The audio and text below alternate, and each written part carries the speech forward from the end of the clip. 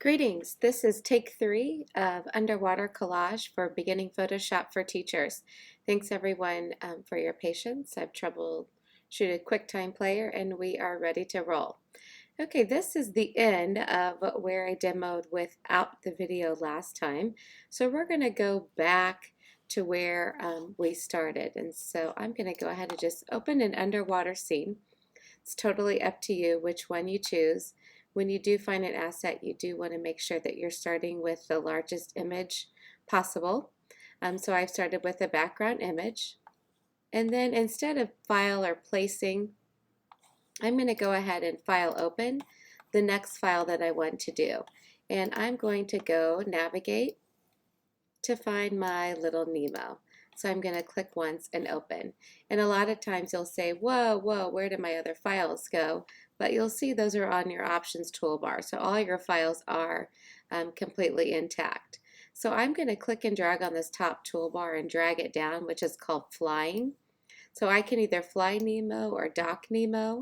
So I'm going to go ahead and fly Nemo so I can see both my underwater collage and my Nemo at one time. Now our major focus are the selection tools in this unit. And our selection tools are the second, third, and fourth items on the left underneath the move tool. And if you see a little triangle, you always know that there are more options. So when you click and hold, you'll see more options inside this tool. Click and hold. These are my lasso tools, my free lasso, polygonal, and then magnetic lasso. My favorite set of tools are the quick selection tool. So when you click and hold, you have magic wand and then quick selection. Note that the quick selection tool also works just like the brush tool, and any tool, once you click on them on the left hand side, the options for those tools pop up in the overhead. So I can even increase or decrease my brush size using those brackets. Also, I can bracket up and bracket down, but your brackets are to the right of your P on your keyboard. And so those are my selection tools. I'm going to focus on them today. So the first one we're going to start with is the magnetic lasso. And this snaps to the differentiation of pixels. So this will snap pretty well around Nemo, not bad, but you can tell when the colors were too similar, it pulled too much. So I could actually delete on my keyboard. But every time I want to turn a really sharp or detailed corner, I actually click.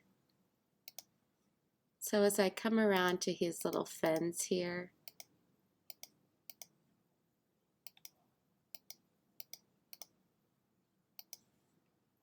I'm going to click because these are very similar colors. And you can see that this area needs to be cleaned up a little bit. Now, magnetic lasso, make sure you end where you begin. That's really important. If your magnetic lasso goes everywhere and you can't get it to stop and you have no idea what to do, double click, get those marching ants, Command D to deselect, and then start again. So this selection area would work to do a composite or a cutout. But I also am going to go to a different tool called the quick selection tool. And then I'm just going to click and drag around the outline of Nemo itself, being pretty specific to the corners. Just going to keep dragging until I even get the black part of his fin here. Don't forget those eyes. We've seen that a lot. Then we're going to add in his little fins here. And that's pretty good. But what happens if all of a sudden you're like, whoa, I got some coral there on the left-hand side I didn't want? These are where the options for this toolbar really come in handy. You can subtract from selection and go and erase this selection. This looks pretty good. I'm going to come in and detail this fin a little bit more. And now what I'm going to do, I can go up to Edit, down to Copy, or I can go to my Move tool, and you see where my icon turns to little tiny scissors. I'm going to click and drag Nemo just down to the water. Then I can click and drag to resize him.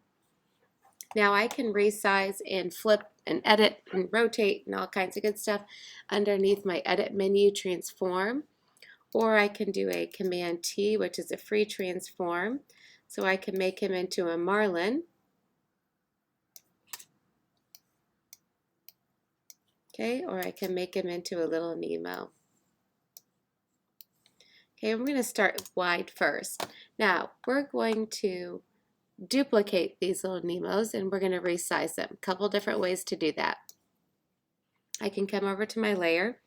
I can do a Command J. This gives me a copy of that layer. I go to my move tool and I can move Marlin over. Now making Marlin smaller makes a Nemo. I can even move Nemo behind his dad there and have him swimming. Okay, I can also do a shortcut holding down Option or Alt on your keyboard. You see I have a solid black and a white arrow. This makes another keyboard copy of the layer. Then I can do a Command T, resize, maybe even, I'm going to tilt him this way a little bit and bring him around. So now I have 3 Nemos.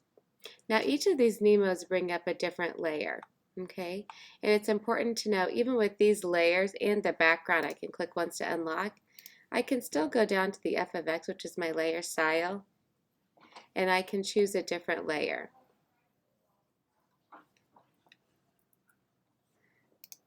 So even from this layer style, I can pop in and choose different layer styles.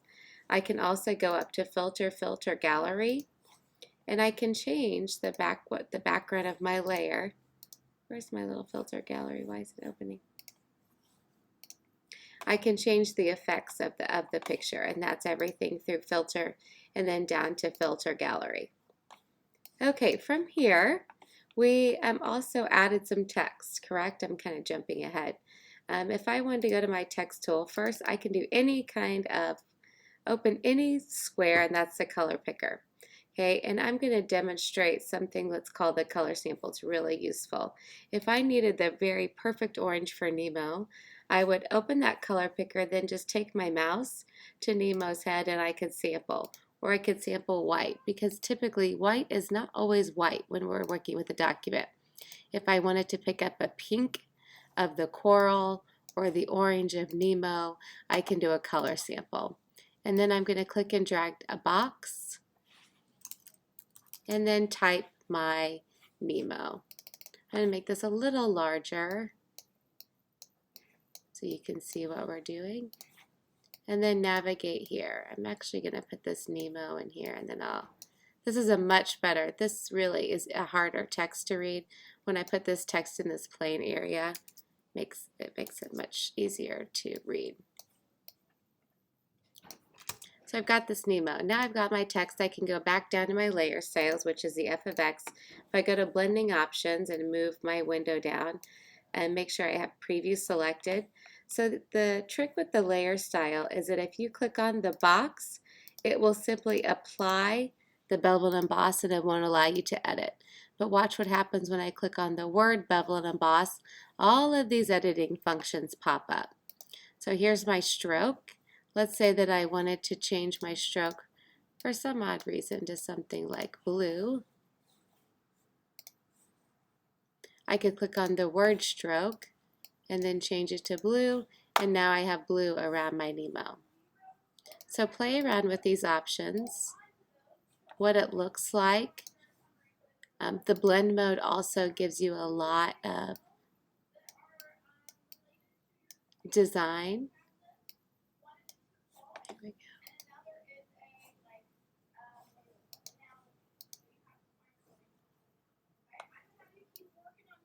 There we go, I like that. So now I have some interest to my text. Once I go to my text layer, you'll also see that this text warp pops up on the options toolbar. I can click on the warp text, and then I can even fly it, make it look like a fish. And then of course I can go to my move tool, upper left hand corner, and maybe even reposition Nemo back here. And Nemo's in front of my text, and you'll see that he's on top. But if I drag that behind the text,